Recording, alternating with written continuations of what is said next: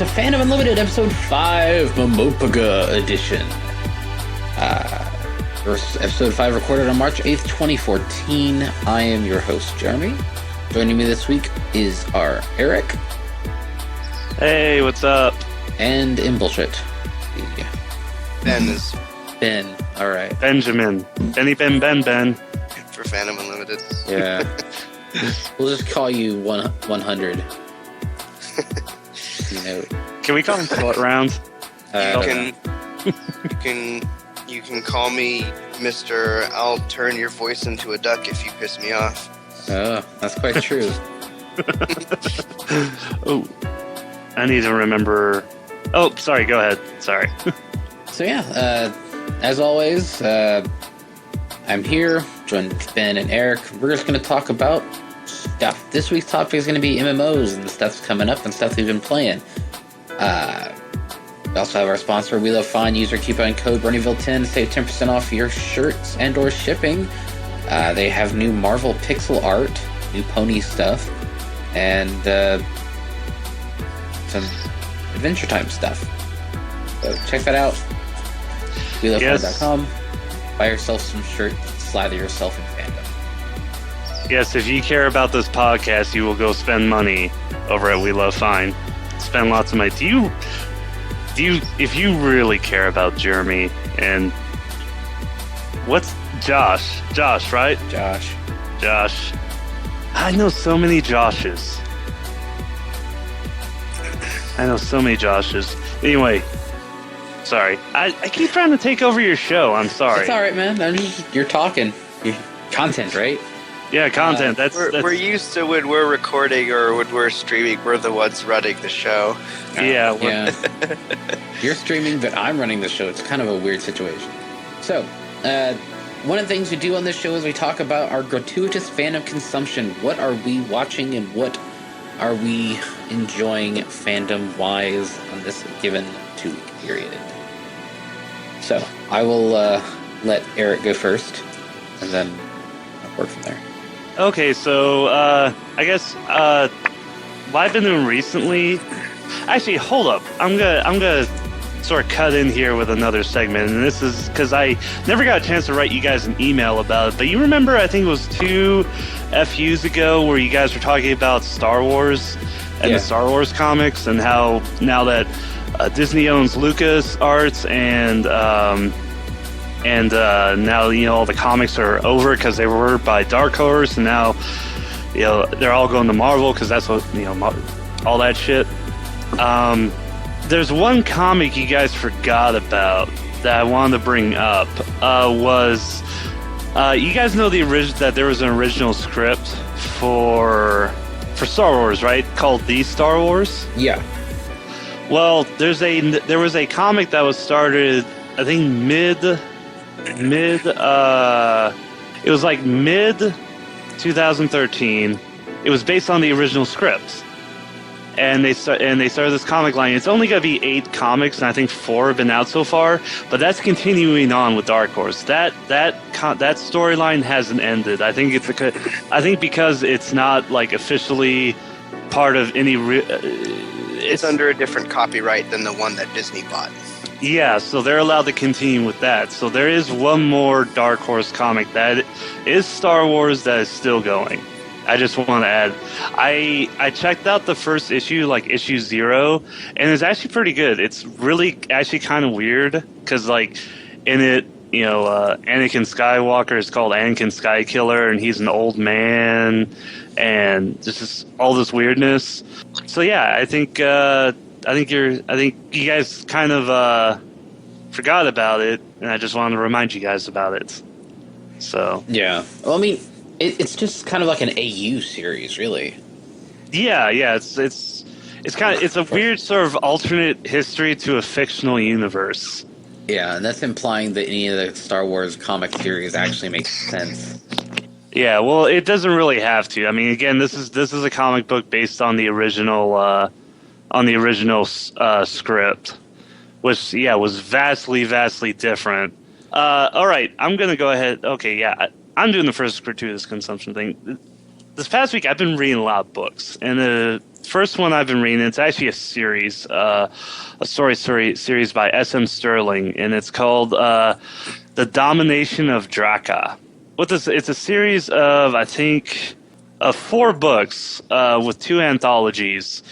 And basically what it is, it's an alternate history series where what becomes South Africa is actually this massive slave-based empire.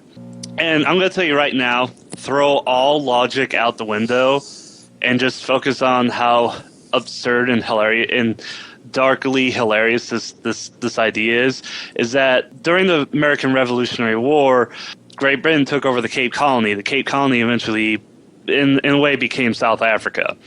Now, what happens is that Great Britain has this Cape Colony. When they lose the American Revolutionary War, all the British royalists from the U.S. colonies move to Cape Colony, along with German Hessen soldiers, eventually refugees from Iceland fleeing a volcanic eruption go to Cape Colony, French royalists from the French Revolution come to Cape Colony, American Confederates, basically all these nationalists and reactionary refugees from all of these wars come to this Cape Colony, and basically what you have is a bunch of very nationalistic, very racist, very sure of their own race people in South Africa, and they just swarm all over all of Africa. They just take over all of Africa, enslaving everybody, and they invest heavily in science, and they take all this wealth from Africa, and they invest in science and all these ideological writers like Nietzsche, and sort of build up this ideology of themselves where it's not just like, white people are better than everybody else. They develop this idea of themselves that we, the Drakas, they call themselves Drakas because the colony was renamed the Crown Colony of Drakia after Sir Francis Drake, and they just become they're like Nazis on steroids. And so this first story just focuses in on this one Draka soldier, this Draka commander in Georgia, the Russian Georgia, just going in and fighting with Nazi soldiers. You really get clued in onto how what this first book does is sets up how the Draka think, how they react to non-Draka people, how they react to other soldiers, how they are trained as soldiers, because the nature of their empire, there's very few actual Draka citizens. Their population is 90% slave.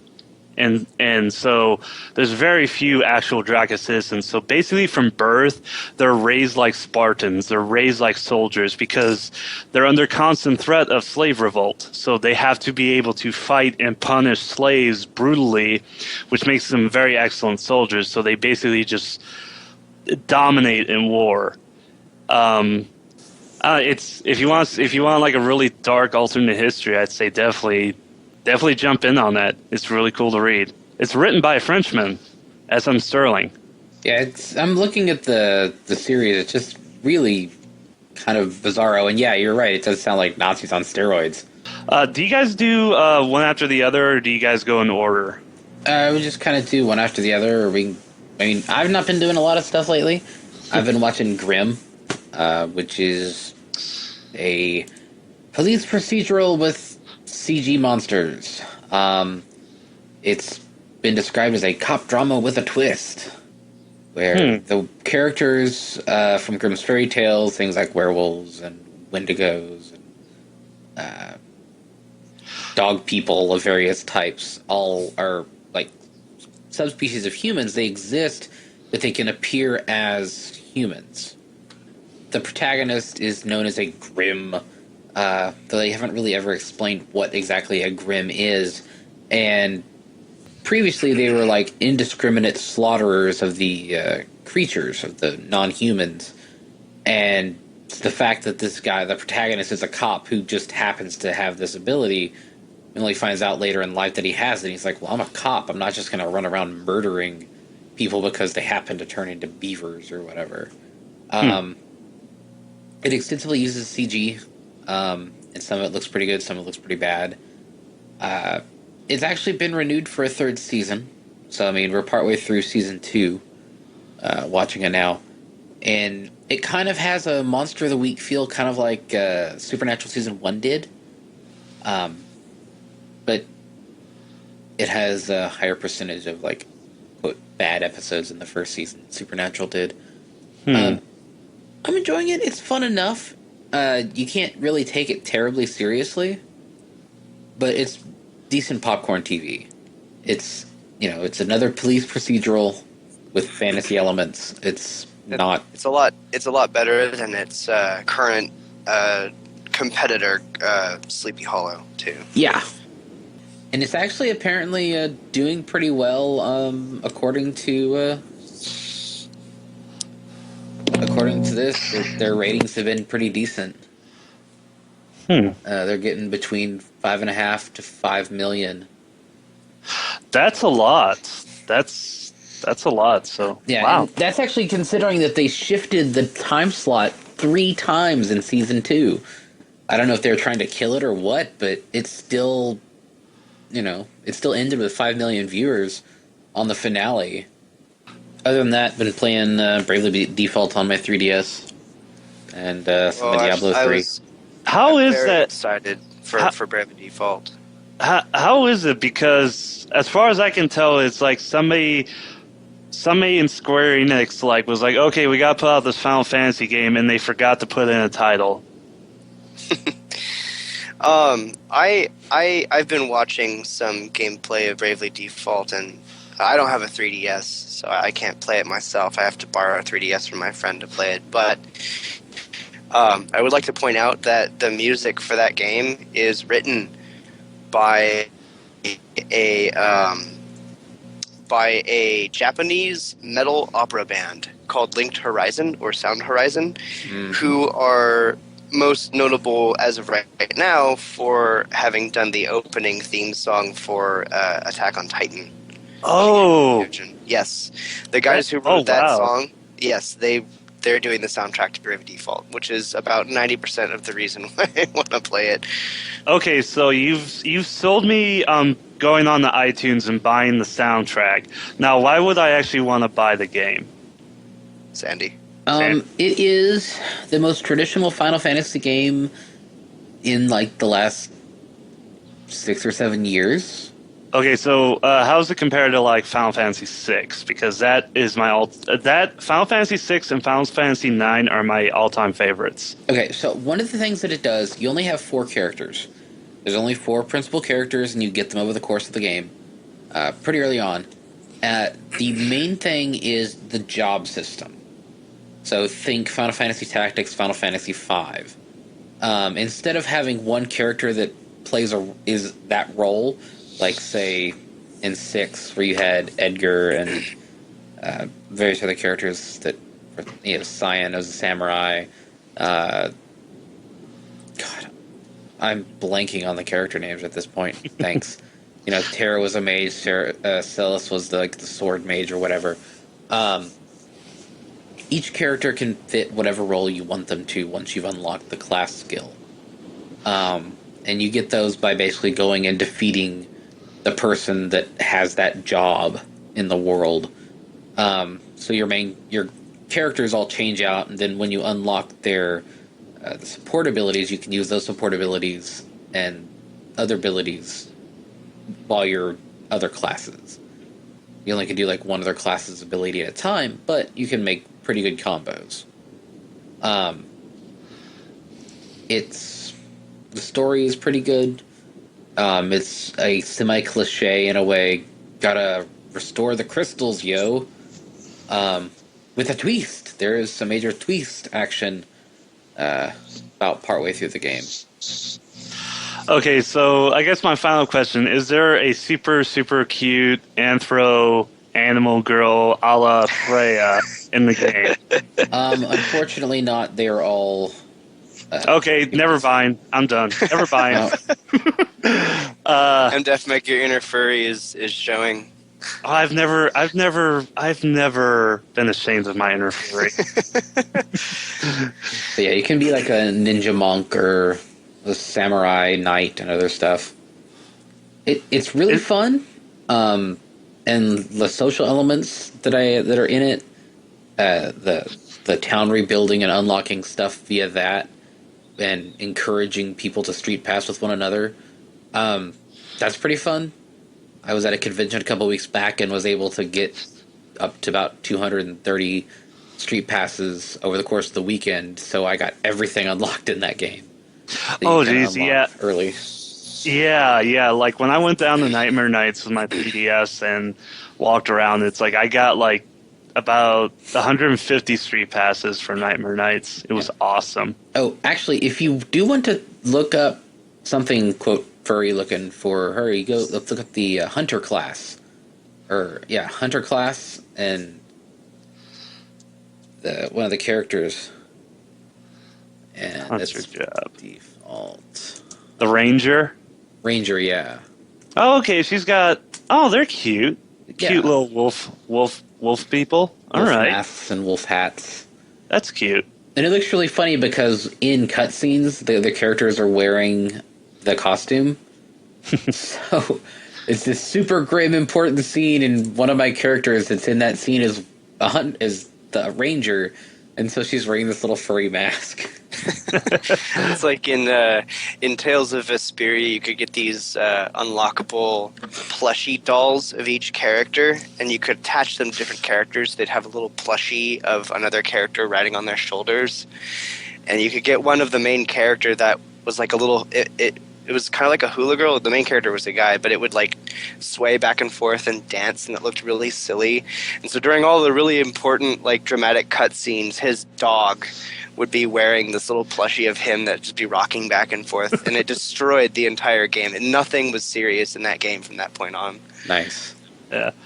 All right. Well, I've actually got quite a bit of things, so I'll just power through these. I'm reading another book series. I'm actually reading this in audiobook form. It's the Axis of Time trilogy by John Birmingham, and this is another alternate history series. You get a theme here. I really like alternate history, and what the basic plot of this is that in the year 2021, this multinational task force is going to Indonesia, because Indonesia in 2021 falls to a Muslim caliphate, and it really destabilizes the entire region. It's pissing off China, Russia, all these. Indonesia is a major trading area. That's where a lot of ships go through, and it's a big disruption. So this multinational force is coming in to reestablish the democratic nation of Indonesia and get rid of the caliphate. En route, they had to pick up this research vessel, which was doing some testing off the coast of Australia, and because of the nature of the research, it has to be protected, so it has to tag along with this task force for protection. And while en route, they run a test, and basically what happens is this huge armada of futuristic 21st century ships gets teleported to 1942. Most of the ships are scattered throughout the world, but the majority of the fleet gets plopped right in the middle of the U.S. Allied fleet going to Midway. And basically, through the chaos, Midway, they're never able to get to Midway because you have this fleet going to Midway, and all of a sudden these futuristic warships just show up out of nowhere, and it causes massive confusion because the first ship they see is a 21st century Japanese battle cruiser flying the Japanese flag. A battle breaks out, and kills thousands of people, sinks so many ships because nobody knows what the hell is going on. Eventually, they get it all sorted out, and it's like, whoa, okay, something happened. You know, these 21st century people are in 1942. How are we going to deal with this? And then not only does it deal with like how it affects the war, he also goes into like how does this affect society? And if you're sensitive towards things like racism and civil rights, you may not like this series because it brushes up, it deals with those topics a lot. Like, you know, one of the admirals from the 21st century fleet is a black woman who's also bisexual. There's a British admiral who is Pakistani. You know, there's the wartime things happening, and then there's all these cultural things happening. They're just butting up against each other, and it's just so much tension going on. It's like, on the one hand, like the people from 1942 were just all in complete awe of like all the technology we have, like how one battle cruiser, one American or Japanese battle cruiser from the 21st century could take out an entire World War II Navy fleet. It's really interesting and kind of scary, because not only do they bring back their ships and all that, they bring back all the history of what happened. So, like, Germany now knows that they're going to lose the war. Japan now knows that they're going to lose the war. Stalin knows that Khrushchev is going to take over and denounce him after Stalin dies. You know, FDR knows he's going to die of his illness. You know, all these people know what's going to happen now. It just completely changes the course of history. So, enough with books. Books are stupid. I'm also playing... I picked up, again, Pokemon X. I started playing Pokemon X again. I started playing it again. I'm going to finish it now. So I'm getting ready to go take on, the Elite Four or whatever, and have a good time with that. I've also been playing just off and on. There's a Flappy Bird clone.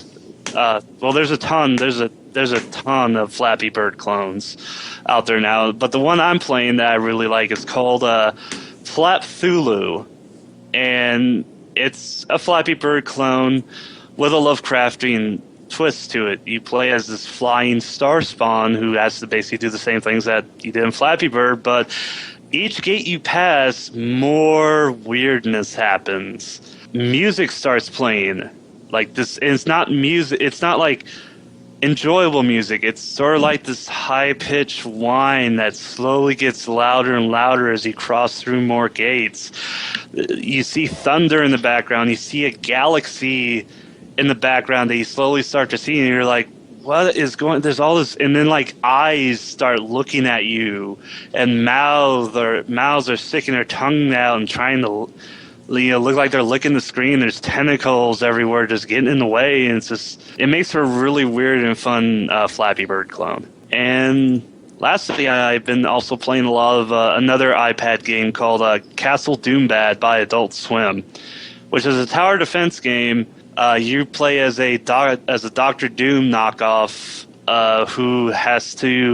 who's already kidnapped the princess. And now you have to protect your capture from the heroes trying to rescue her. So you have to set up all these traps to stop them. And the best part of the game is that your currency that you use to buy new equipment and repair equipment are the screams of the princess. That's your currency. And also when heroes die, they'll give out a death screen that you can collect to build more machines and more things to stop them. And it's an Adult Swim game, so it has that particular bent towards it. And it's a great dumb game to play. And I'm having a lot of fun with that. Cool. That sounds like a fun game. Yeah. Screaming. What about you, Em? Yeah, you've been doing nothing according to Google Docs. Well, this is going to be Japan Corner. Okay. Ohio and bullshit-san. Back in 2005, I started watching anime, and I watched what was coming out at the time, and I kept up with anime for about 5 years, and in 2010 I decided, alright, well, I've watched all this stuff, it's time for me to go back and watch all the things I haven't seen. And I finished that, so now I'm watching the things that I missed since 2010. So I'm watching 2 shows this week. The first is called Tamako Market, which is by Kyoto Animation. Kyoto is most famous right now probably for having done K-On!, which there's a lot of internet stuff about K-On!. You can very easily look that up. See, if you don't know what K-On! Is, think Equestria Girls, but Japan. Yeah, it's a very, very hyper moe, super saccharine, cute show about girls who form a rock band. After they did that, it got them a lot of money because lonely men watch shows about cute girls, and they were like, "Wow, we've striked gold.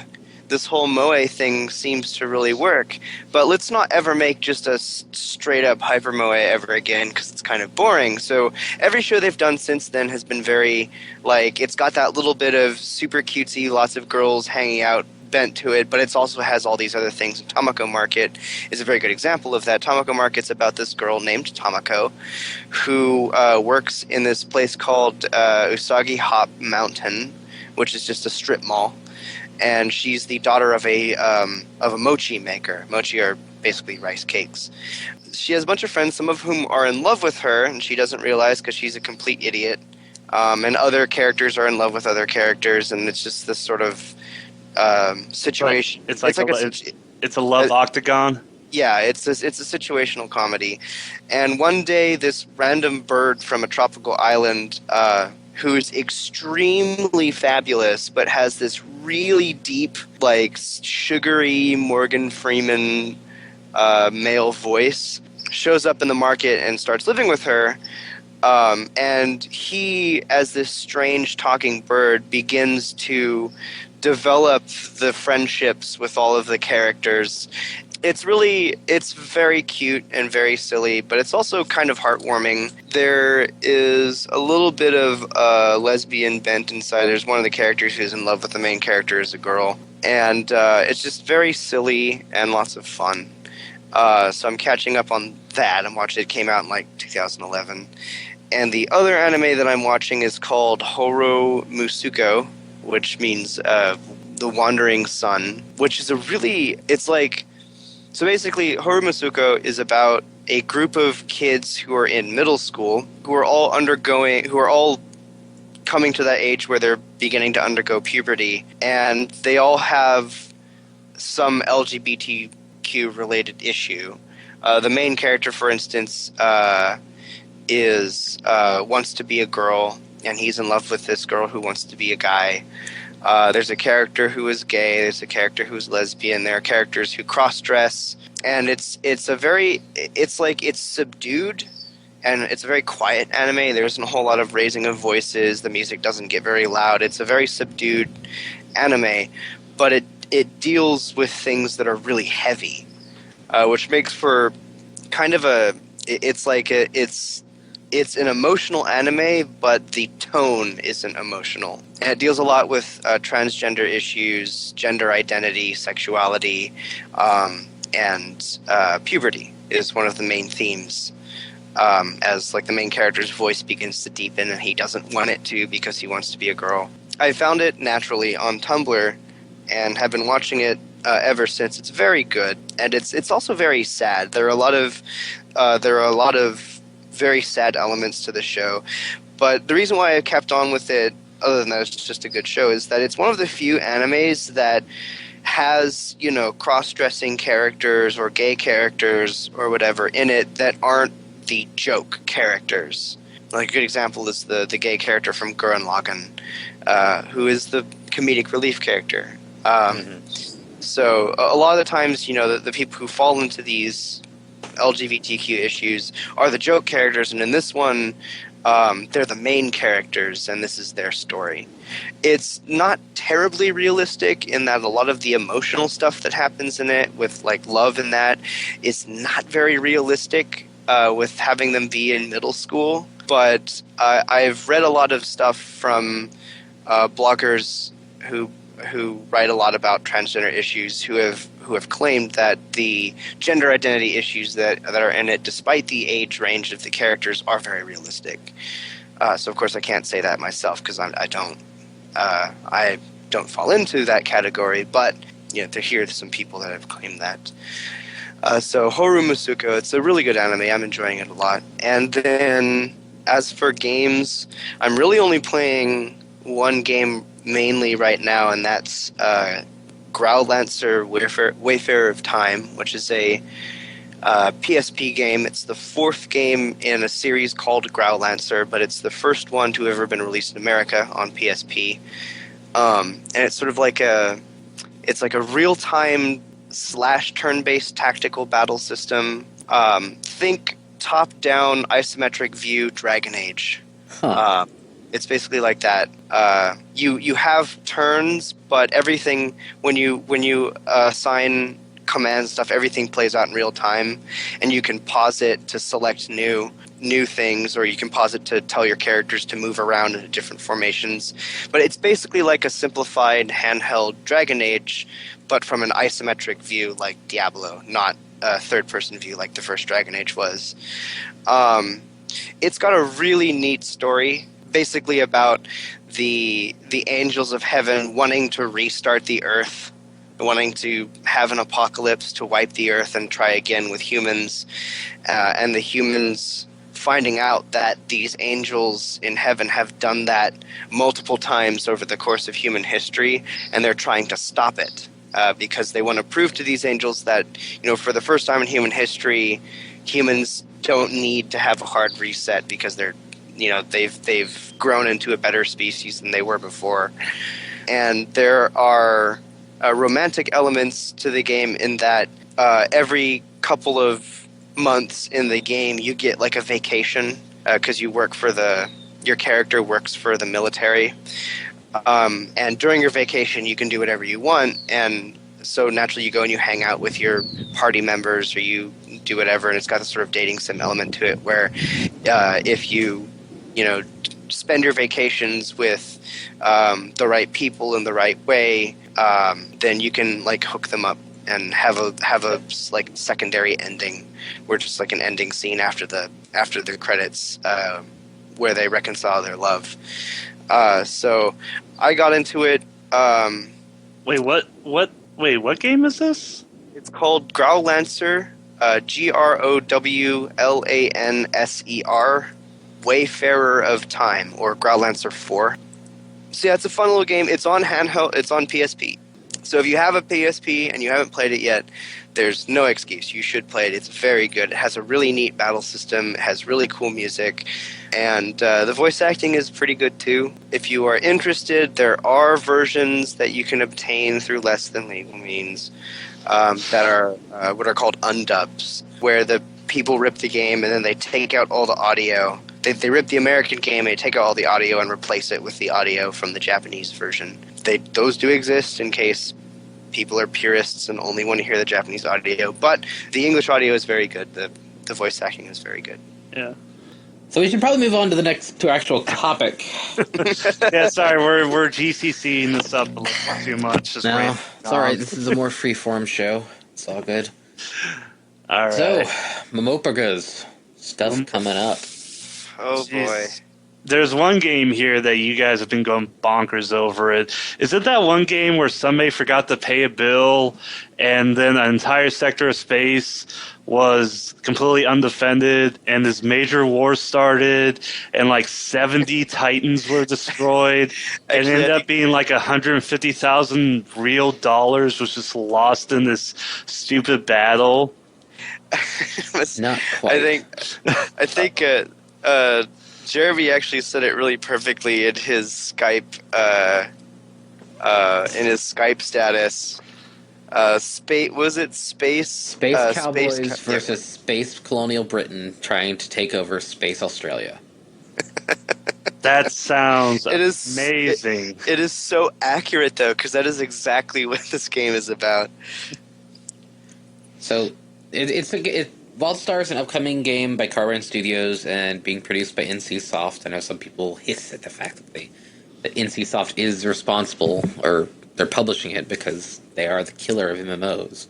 Well, they killed off Auto Assault and City of Heroes. So yeah, Wildstar, like we said, space cowboys versus space colonial Britain fighting over space Australia. There's been a lot of people. They're still under NDA, so they have a select amount of people that have been letting stuff out. But people on YouTube like Bog Otter, Wildstar Central's been doing regular streams, and like they've even posted some of the music to YouTube, which is really cool. You should check it out. It's in the show notes. Oh god, the soundtrack is the reason I started watching this game. It's very good. I'm a fan of MMOs that allow, or games that allow movement while playing. The static, stay in one place, get punched in the face, cast spells until the monster dies or you die, isn't that interesting to me anymore. One of the things that I've been seeing in a lot of the streams is the game itself is very, very mobile. There was, for a period of time, Warlocks in World of Warcraft, which I've played forever and ever, but have recently dropped again. They had an ability, level 90, that lets you cast pretty much every spell they had while moving. And that was amazing. And for a while, I played a Warlock as a main because I really enjoyed the style of play. And then they changed that so that only one spell worked. And it was not nearly as much fun anymore. Which could be said of WoW in general. The thing in Wildstar is lots of movement-based. There's very few class abilities or very few class stuff that I've seen in the streams that actually force you to stand still. Monster attacks can be dodged, and from what I've seen, the game itself is actually extremely punishing. If you stand in the fire, essentially, you're going to die pretty quickly, even at low levels. Yeah, do you mind if I explain the telegraph system? So the combat system uses, or the combat gameplay uses the system that they've dubbed the telegraph system, where you can move and cast, but a lot of your abilities have casting times of about 1 second to 3 seconds.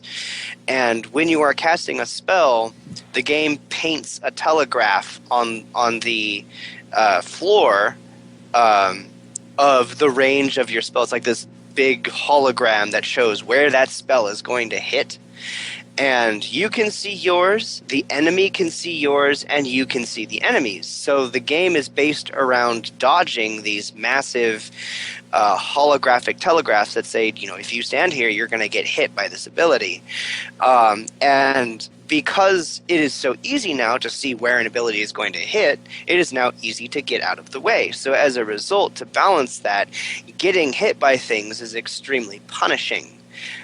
Even low-level enemies, like NPC enemies, if you stand in their telegraphs and try and take hits from them, you'll die. PvP has evolved into this hilarious circus of jumping and dodging these gigantic telegraphs, and the characters whose abilities are based around crowd control and rooting, tethering, freezing, stunning, or whatever, fighting each other is extremely funny because they're all trying to hit each other with these stun moves so that they can, unleash the beast. And so they're all just sort of flying around the screen trying to get out of each other's telegraphs while trying to get their telegraphs on other people. Yeah. So it's a very action-based combat system, which no MMO has really done in action-based combat perfectly. Some have tried. DC Universe Online had an action-based combat system. Terra, and that one Korean one. There's lots of Korean ones. Yeah, there's a ton of Korean ones. I can't remember what it's called. Have tried, and they have been pretty good, but this is the first really big, real action-y based MMO combat system that we've seen. But yeah, they've been feeding stuff out, little bits here and there. They usually have, I think they have a Tumblr now. They have a Twitter account. They've got, this is a game that's been in production a really long time. It is actually kind of getting close to release, from what everyone's saying. You can look up a lot of videos online. The people that have been approved to do it, there's videos of PvP, there's videos of the various dungeons. The Yogscast guys did Stormtalon's lair, and like the first boss looks like some raid level stuff from WoW. The various telegraphs and stuff that it basically makes you have to pay attention, which is pretty cool. I mean, there's one bit in Stormtalon, actually, I think it's very interesting, where you're fighting a boss who's surrounded by like a cult of minions, and the minions power him up, but also have a shield around them, and your abilities don't go through the shield, so you can't kill these guys who are powering him up. But he has this ability where he marks a guy with a telegraph and follows them around and then launches a mortar at them. And so you have to, if you get marked by the telegraph, you have to run over to one of these minions, wait for him to launch the projectile, and then dodge out of the way while everyone stays out of the way of your telegraph, and let the mortars hit his minions to essentially make him kill his support so that you can hit him and not have him get healed. So there's a lot of action based stuff in the dungeons that they've showed that I think is really neat. So I do have to ask, there's a rabbit-like race in the game, right? Yeah. Yes. Arin. Okay, so how evil are they? Are they like Bugs Bunny evil or Watership Down evil? Oh, you're probably thinking of the Chua. The Chua are the homicidal space hamsters. Literally, though, in the introduction video for them, like when they introduce the Aran, they're like, "Oh, they're these scrappy flower children," and it's like the Aran's like, "Oh, they're all about nature and they love flowers," and all this, which is like probably why I'm gonna play an Aran. But then like they introduce the Chua, and they're like, the Chua are just disgusting. Like even the people who are allied with them are like, "Oh, we hate these guys." But you know, if it can be built and it needs to hurt something, then they'll do it. And the Chua are portrayed as this sort of nasty. Most of the streamers that I've seen, they don't do a lot of Chua. They're not terribly popular, from what I can tell. I think they look kind of cute, and I bet there's Bog Otter did a video where it goes through the various customization options, and you can make one look kind of cute, but you can also make one look really, really ugly. You can make one with like this fat handlebar mustache, and he looks like a British 1940s like salty general. Yeah. Very funny. But yeah, the account that I linked, Bog Otter, he's gone through and made a lot of just, this is the character creation options for this race. And it makes it pretty easy to kind of get a look at the style. And yeah, while the body types seem to be pretty static, you can do stuff with the face, and the faces all do look quite a bit different. So, I mean, I imagine they'll be fiddling around with that after a while, but it's a good-looking game, and it looks pretty fun, and I'll probably be picking it up upon launch. Yes, I will definitely be picking up on launch as well. Just based on the combat system alone, it looks really neat, and all the dungeons that they've showed, and they have another thing called Adventures that is really cool, and there is a ton of extra like raid-like content that you can access at lower levels, and they simply get harder as you level up, and then once you reach max level, there's of course another string of raids, adventures, and stuff that you can do. So there is sort of low-level raiding in it, which I think is super cool, because just the amount of content that they're packing into this tiny game is very impressive. And Carbine Studios has done a very good job with it. That, and also there's furries in it. So. Oh yeah, there's tons of furry bait. So, did either of you guys play Elder Scrolls Online when they had their open beta weekend? I did not. I watched live either. streams. I watched live streams of it. Okay. The thing I'm going to say right now about Elder Scrolls Online is that when I played Elder Scrolls, and I think probably it goes for most people, the reason I loved playing Elder Scrolls was because I was by myself off exploring this land. And I really don't see why I would want to play Elder Scrolls with other people. So convince me. I don't think I'm going to be very convincing because I did not enjoy it at all. So in Elder Scrolls games, it always starts in a prison somewhere. It always starts As you do. as you do, and you're the chosen one of some form. Yeah. This is a problem when you are the chosen one, M's the chosen one, and Deathmech's the chosen one, and everyone else is the chosen one. Now, I'll admit, I've played everything pretty much since Morrowind. I played Oblivion, I played the hell out of Skyrim, I put 121 hours into that game. Oh, yeah. You modded in Fluttershy as a dragon. No, sure. I never did that, actually. Modded in Thomas Tell the me, Tank Engine. yeah, I was about to say, at least you did Thomas the Tank Engine. Actually, gosh, I played that game out before a lot of the really crazy stuff got added to Steam Workshop. If I reinstalled it now, I'd probably try to make it as ridiculous as possible. Oh yeah, yeah. You know. You have to play with the Thomas the Tank Engine mod. It is the greatest thing. It replaces all of the dragon roars with the toot toot from the television show. And let me say, it's like you got used to the dragons because, like, oh, there's a dragon coming. You just hear toot toot, and it's just god, because they have Coming. they have that death stare. Yeah, they don't. Their faces don't move, and they're perpetually that creepy plastic smile. Yeah, it's just toot toot. Everyone's dying. Yes, the fire. But I imagine the problem you're having is like sort of when what was it, Star Wars Galaxies, that other Star Wars MMO before the one by BioWare. Yeah, where they were like, okay, everybody's a Jedi. Everybody could be a Jedi. I think, is that the same problem Elder Scrolls is having? Yeah, and the problem is they're also starting with that problem.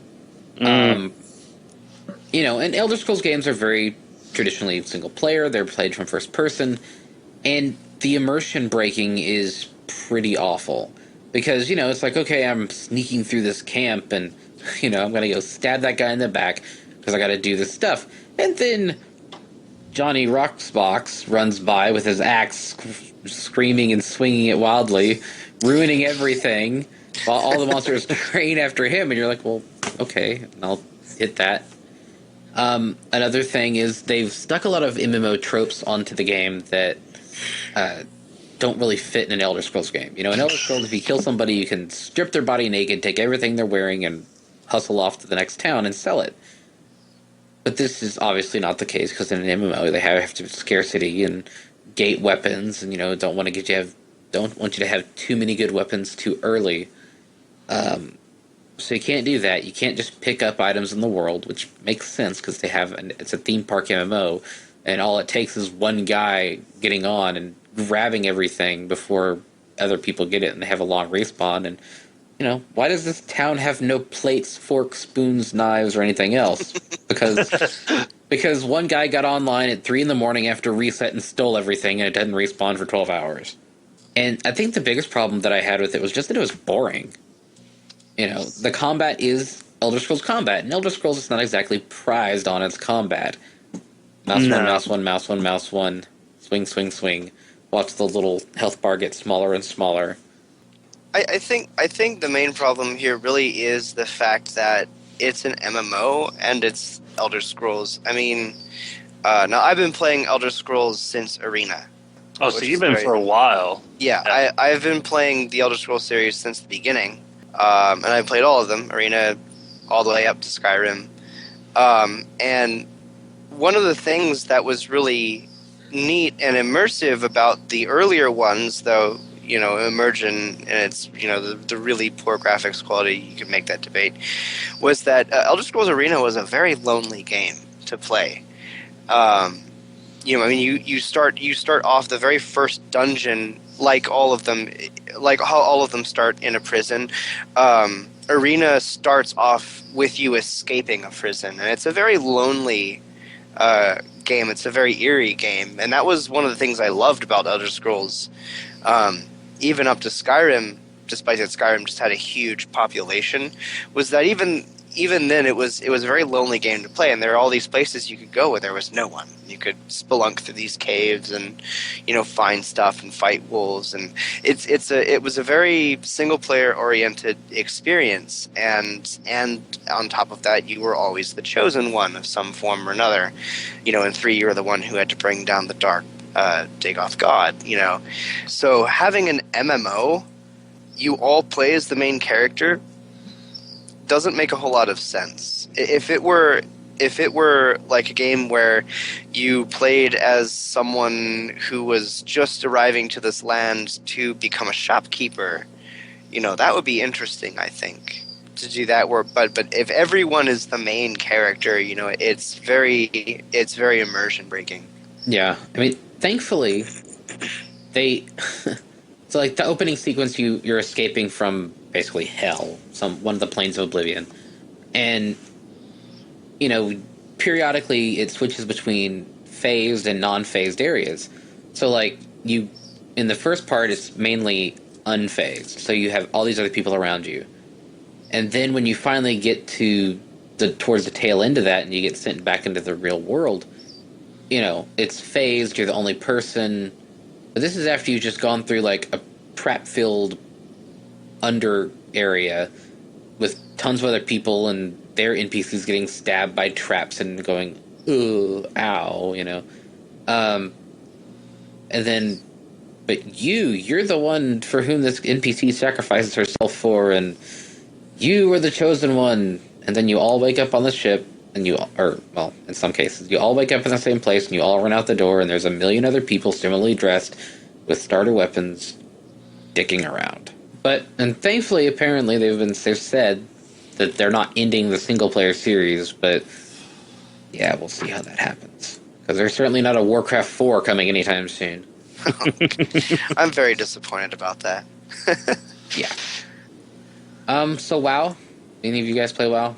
I've dropped it. You guys talked me into it like 2 months ago to get back into WoW, and I played as a wolf chick, and it was fun because it's like, whoa, I'm a wolf chick, and she's got really nice cleavage and a big ass, and I was like, okay, I stared at her ass for 20 levels, and now I'm bored again. Yeah. Yeah, I played World of Warcraft from its launch until Burning Crusade. And then I stopped. I haven't played WoW since then. Well, see, I got into WoW because it was like, wow, this is back when it came out, there weren't a whole lot of MMOs. There was really the only other one was EverQuest, and EverQuest to me was a pretty brutal MMO. It was like a lot of the things you enjoy in MMOs was because of World of Warcraft. It just changed so many things and made it more accessible to people, and that's why I got into it initially. But then it was just like, okay, I'm just sort of done with this. And then I went and tried to play EVE Online, and I'm like, wow, EVE Online is one of those games where it's like cool to hear stories from, but never actually play. Yeah. As you know. It's fun to hear the stories. It's just getting to the part where the stories are interesting takes a long time. Yeah, like that story I just said before about, the 70 Titans getting destroyed and that big war happened. That all happened in EVE. $150,000 of real money lost. Yeah. Yeah, I dropped WoW for now, probably for a while. I mean, they have no release date on the next expansion. I just want to ask you, Jeremy, were you in for the WoW beta like way back in like 2004? No, I started playing midway through vanilla. Actually, towards the tail end of vanilla. When I was leveling, I had the Ankaraj invasion, and I was around during the Undead invasion for when Naxxramas was added. Oh, so you were there for Corrupted Blood then? Yeah. Oh yes, Corrupted Blood. That's a fun story. Yeah, that's. So I mean, I've dropped it for a while. Pretty much every expansion, new stuff comes out, new content, new leveling stuff. I like leveling. I like trying out different classes and specs and sides. But again, I've kind of played it out, and it as much as I hate to say it, it's kind of gotten to the situation where it's like I dread hitting 60, but I also dread each subsequent thing because it's like I've already gone through this content a million times on both sides. Well, the reason I asked is because the way they ended the beta for World of Warcraft was like one of the best ones I've ever seen. Because basically what they did was they just unleashed... I'm trying to remember what they were. They unleashed these gigantic like stone golems that just went out and killed everything. And that's how they ended the beta. And then actually... That's like what Realm Reborn did. Oh, man. Have you guys like read up on Final Fantasy? I know you guys aren't really into Final Fantasy, but have you guys seen what they did with 14? Mm-hmm. Well, I know they completely remade the game. Yeah, because basically when 14 came out, it was terrible, as it had been so with 11, and Square was just like, whoops.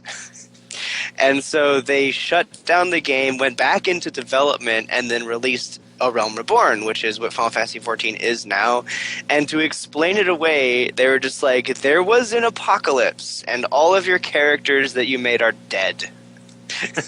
And the opening video is the video opening of the game before you log in is like, yo, here's the apocalypse. You get to see it happen. Yeah, those guys, those heroes, they're all dead. Everyone, they're all dead. That's...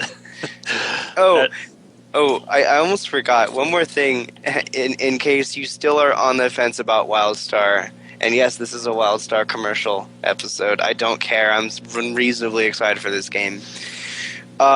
Cree Summer is in the game. Cree Summer, famously the actress who played the African-American girl in Kids Next Door. She is a main character in the game. She's actually the one who does the introduction video for the Exiles as Kit Brony. Jesus Christ, planes.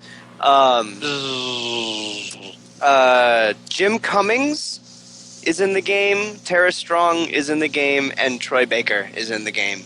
Oh, that's... Wait, for Wildstar? Yeah, all as leaders of the Exile faction. Yeah, Tara is the RN leader. I'm pretty sure. She does, using her Twilight Sparkle voice. Yeah. She's not the leader. There is a queen of the Auron. If you play as Auron, you meet her in the very beginning. Does she have the same voice as Celestia?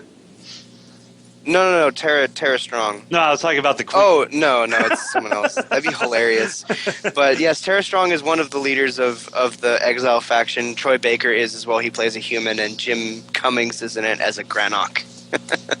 That's cool.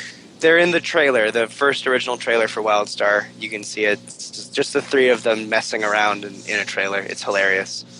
To go a little bit off topic, because talking about the WoW beta, how they ended it, just sort of reminded me of how you guys remember Asheron's Call 2, that MMO? I do remember that game. Yeah, by like Turbine. It's funny because Asheron's Call 2 ended. They shut the servers down, but Asheron's Call 1 is still going. But when they the first one is still going, so, amazingly. Because it was better. Yeah.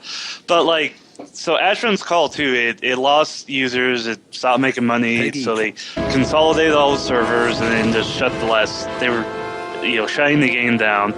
And so like, apparently what happened was on the final day, like all the remaining there were like 80 people still on the server, and they were all gathering. It was like they were doing their goodbyes and everything, trading contact info, because that's what happens in MMOs. You make friends and you want to keep in touch with them. So they were doing all this, and like I guess this admin kept coming in saying, "Please log off. We're gonna shut down the server. Please log off," and they wouldn't leave.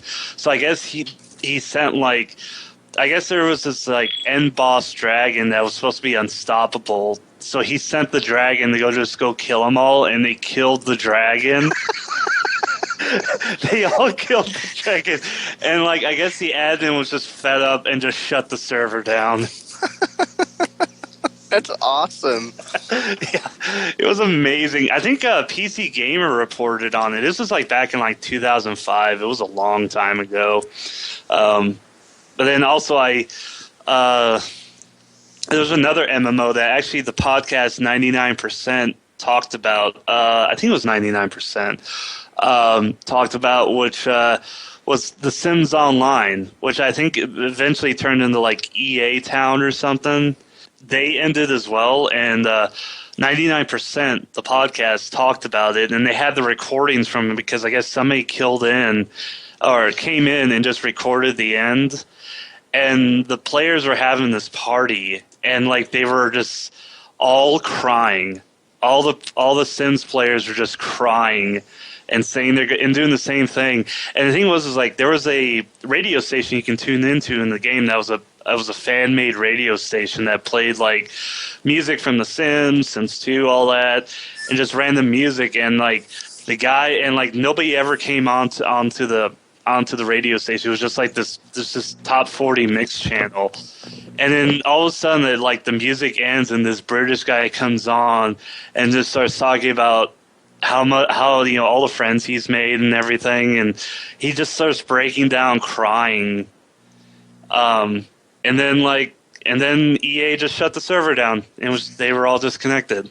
You know, it's weird it's weird how MMOs do. I mean, even MMOs that aren't very popular, just what they do, like how people build friendships and all this stuff in the games, and then like eventually those MMOs die, and it's like sad to say. I don't know what I was just rambling on. Sorry. I'm sorry. It's all right. I mean, eventually all MMOs fade and all the stories will be lost except for those that people record.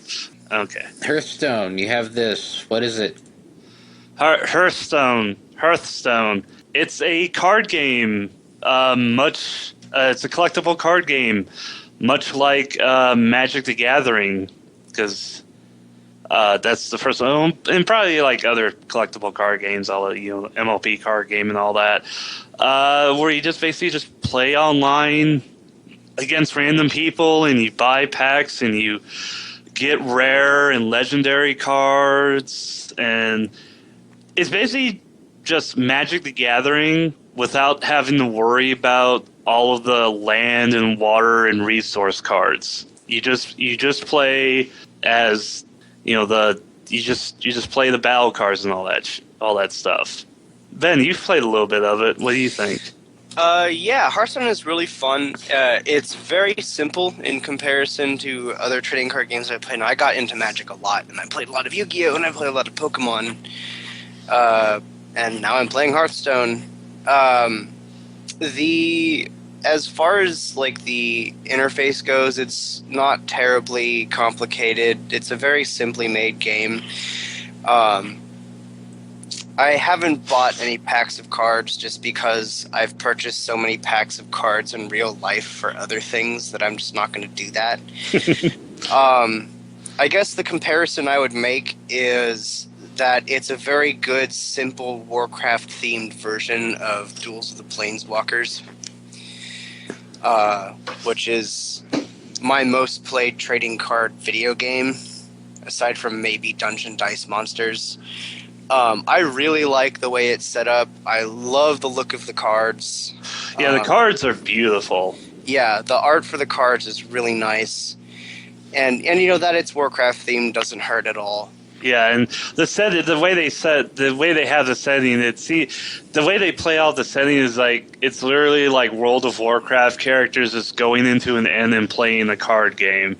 Yeah, that's what it looks like. I will warn first-time players, though, it is extremely unforgiving to people who don't purchase packs of cards. Yeah. And there's nothing wrong with that. That's just how trading card games are.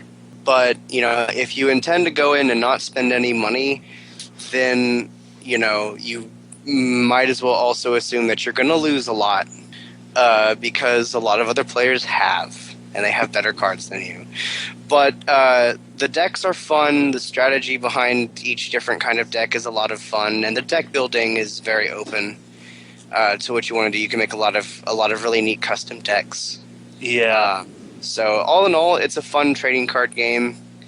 I wouldn't say it's better than any other trading card game. It doesn't stand out a whole lot more from like Magic, and they don't throw in any really complicated like special effects with the cards either. Yeah. Like Magic gets a little confusing sometimes for first-time players because of that.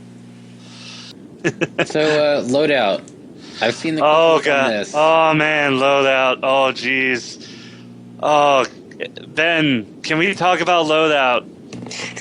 Oh, my goodness. We actually just did an episode about loadout a couple weeks ago. I could tell. Yes. Oh, I love loadout so much. Well, there's the obvious thing that they love to advertise a lot, and that's that you can make whatever kind of gun your heart's desire. Do you want a flame-throwing heal gun that shoots flames of healing? You can do that. You know, do you want to build a laser gun that causes people to burst into flames? You could do that. An electric shotgun. Electric shotgun, a rocket gun that shoots a giant nuclear bomb that heals everybody in sight, or electrocutes, a nuclear bomb that electrocutes everybody in sight. You can do that, and it's for free. It's all the gun building, all of that is for free. You don't have to pay any money whatsoever. You just have to play the game. You play the game, build up experience, gain loot or bloots to buy parts and buy experience. To unlock your tech tree to get more parts. You can build whatever gun you want and not spend a dime. Yeah, I mean, you do have to play the game enough to grind out the coins, but even then, all the weapon stuff is free to play. It's the costumes and stuff. Yes, the costumes. You can just buy. You spend money on gold, which you use to buy costumes. But then you can also buy packs, which packs let you get double bloots. Bloots are what you use to upgrade your gun, and gold is what you use to buy clothing for your character. So you can buy these packs that give you double XP and double blues for a certain period of time, and that's it. You can't pay to win. You have to actually be a good player to I guess win the matches.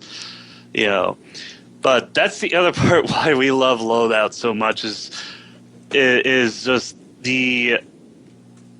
So you have the white guy who's sort of looks like your stereotypical action hero. Who was the villain from Iron Man 2? I forgot. He's the guy with the really ruddy face from Iron Man 2. He was a villain. He was supposed to be that Russian guy. Whiplash. Yeah, Whiplash. What was Mickey Rourke, I think. Yeah, Mickey Rourke. There's one. The white guy looks like Mickey Rourke. There's a Mr. T looking black guy with just like a huge, Kimbo Slice beard and all that. And then Ben and I's favorite character, Helga, who's a fat, dumpy, trailer-bound lady who is absolutely hilarious. She's my favorite character ever. And you can buy clothes for her where all she's wearing is a G-string and tassels. And you can get taunts and dances, including twerking. Yes, twerking. Yes, and that's the thing is, like, these clothes are pretty universal. Like, I think you can build out a male character with tassels and a G string, and they can do twerking as well. But it's really funny to watch Helga twerk because in most of the matches when you start out the game, every player starts out in a circle in like this tightly packed huddle around each other, both your team and the enemy team, and that gives you a chance to pick which gun you're going to start off with, or you could also do a taunt. So my favorite thing to do is when everybody's in that tightly packed huddle, I just turn around and just shake my ass in front of everybody else, and then I immediately die because everybody just kills me because everybody always takes out the rocket launcher. Yeah. and everybody blows up. Yeah. So, yeah.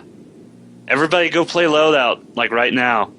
Everybody just play Helga. Everybody get tassels and G-strings for Helga. All Helga all the time. So, pretty much done with that.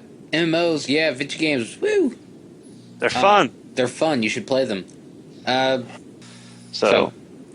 Minecraft the movie? Yeah, what the hell, wow. right? They're, the people that made the Lego movie are making a Minecraft movie.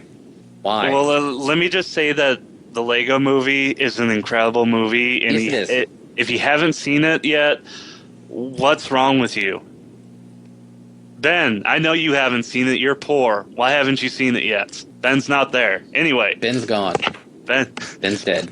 Ben's not here. So, okay, that's really cool. The guys who made the Lego movie are making the Minecraft movie. Yeah.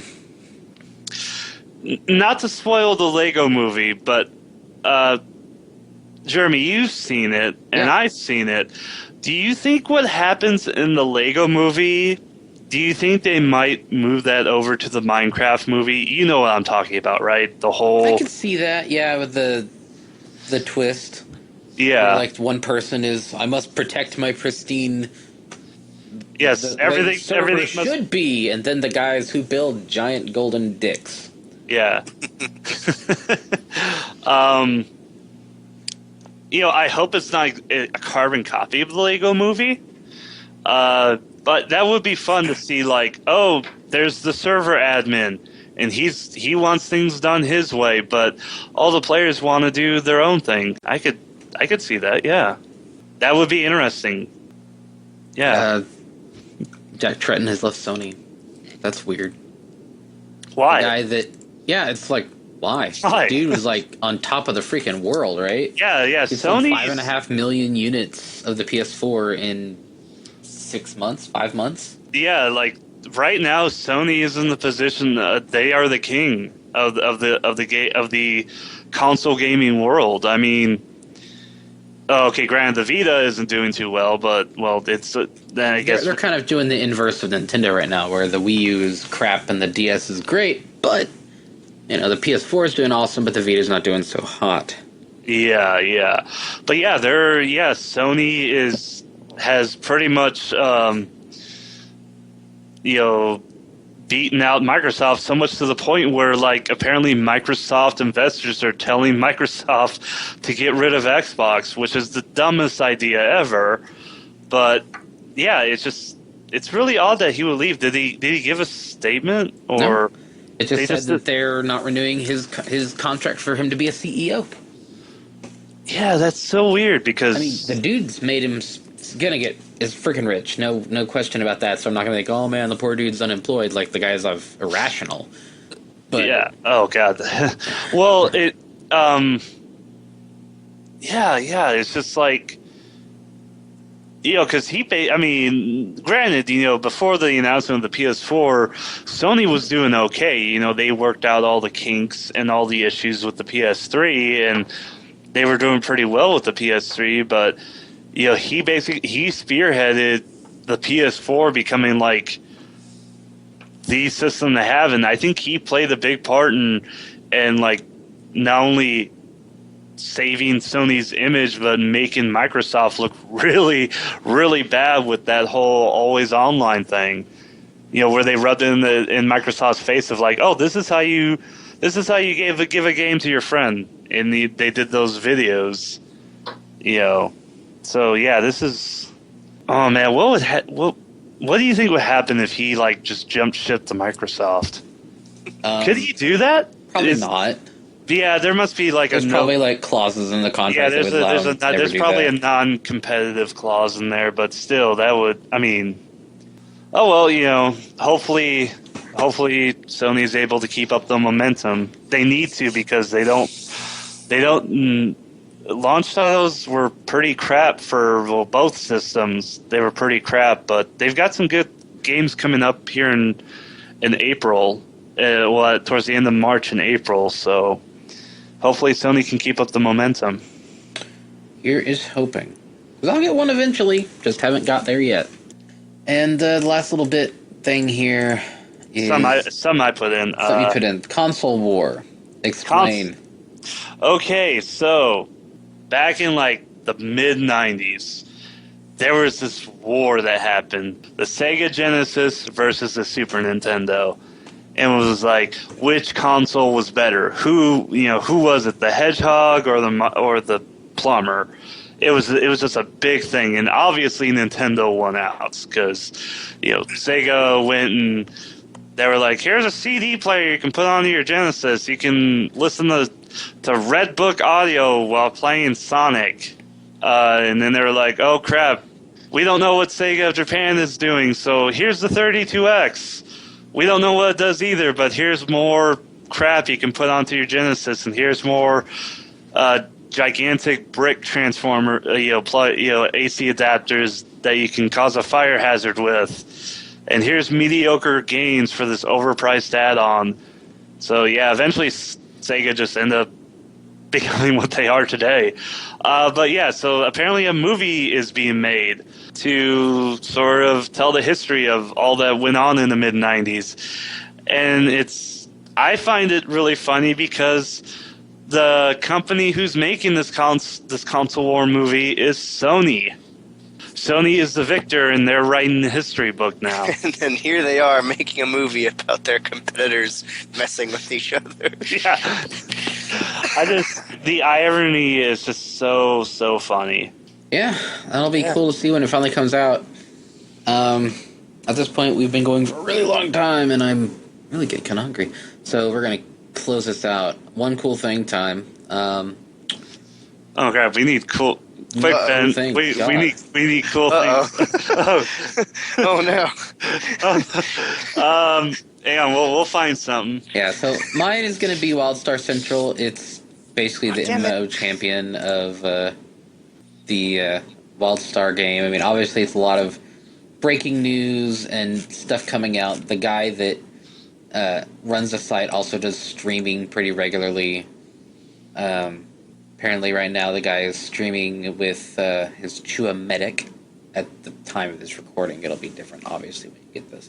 But they do keep track of streams of approved streamers and news about all stuff. They've got a small wiki. They've got some forums, a podcast even. It's like, hey, this game's not out yet, but we've got 49 episodes of a podcast. So, what do you got, guys? Come on. So this is for all the people who are into music production, which I know there are a few who listen to your show. This is from a website called Variety of Sound. Variety of Sound is a small organization that exists on this website that they make what are called VSTs, virtual sound technology plugins. And they recently released quite a few of them for free. And so I've linked here is their VST effects page of all of their free sound plugins. These are for things like, FL Studio or Ableton Live or whatever audio program you use, Cubase, Nuendo. And these are really neat because what he did was he took a lot of the really old, classic, awesome analog equalizers and compressors and limiters and reverb boxes, and he made them virtual, all entirely for free. So the interfaces for these look exactly like they do when you have them on a rack in real life in hardware form. But instead of paying, $3,000 for a reverb box for your setup, here is a free VST plugin that functions pretty much the same. And there's everything from reverb to tape dynamics to tape delay to classic analog compressors. And I have downloaded all of these and tried them out, and a lot of them are very cool. So for all of you guys out there who listen to this show who are into music production, definitely take a look at this page because it is awesome. There's some really neat plugins in here for all of your mixing and mastering needs. All right, and I guess that ends with me. I'm going to have to slightly censor this, but I'm going to have to censor this. It's the It's called the Yaying homepage. You can replace the A with a four-letter word, and this is I have this as my homepage. It updates every day, and it gives you just a list of really cool things. They give you a tip of the day, a really cool person to read about. They teach you something. They give you a really awesome book to read. They give you a useful tool, a cool website, a cool video, and a cool picture. Your one cool thing of the day is a daily updating list of one cool things. Yes, yes, we're meta. It's meta. So yeah, it's the blank homepage. Just replace the blank with a certain swear word, or just go to the show notes, and the link is right in there. So on that note, we will wrap things up. You can normally find us. We are Fandom Unlimited. We're also Bronyville Podcast. You can find us on BronyShow.com or BronyvillePodcast.com. You can send us emails at Bronyville@gmail.com. And join us roughly every Saturday at noon Pacific at JustinTV/Bronyville Podcast. Now, that's not always the case, and today we got started late, but, we're not, on a schedule or something. Yeah. We appreciate iTunes reviews. Let us know what you think. You can follow our main podcast account, AC's, at Bronyville, and mine at Chef Sandy on Twitter. And convention-wise, we're going up to BabsCon next. You guys want to toss in your Twitters? Yeah, you can find our podcast Twitter at... Actually, I don't remember. What is our pod... We have a Twitter. We have a Twitter. Is it the GCC? I don't remember. We have a Tumblr. Yes. No, it's not the GCC. The GCC is a Twitter account for the GCC crew, and I have no idea. Gravity Challenge crew? Yeah, that's totally not them. No, what's really funny is that we used to be called the Grand Cancelot Cavalcade, and we switched it's GCC in color. Oh, GCC in color. Okay, yeah, GCC in color on Twitter. You can also follow us on Tumblr at, it's the GCC, all one word, .tumblr.com, or you can check us out on iTunes. We are the one Tumblr that's not the GCC church, or we are that podcast, GCC podcast that's not the, what was it, the Grace Community? We are not the Grace Community Church podcast. Yes, we are just the GCC iTunes. It's a very unfortunate coincidence. Yeah, because we are nothing like a church. Yeah, the GCC podcast on iTunes, on Tumblr, and on Twitter. You can also find my own personal Tumblr where I mostly just reblog stuff from other people. Some of it might be a little bit edgy, but you can find it at mdefmec.me. And mine is Mbulshk Music, MBULSHT music.tumblr.com. Yeah. So there you go. Find us. Or you can yeah. Anything else, guys? We've been on this call for 3 hours. Oh, geez. Longest episode ever. Nope, I don't got anything. Nope. So, adios. Bye. You're all free now! Yeah!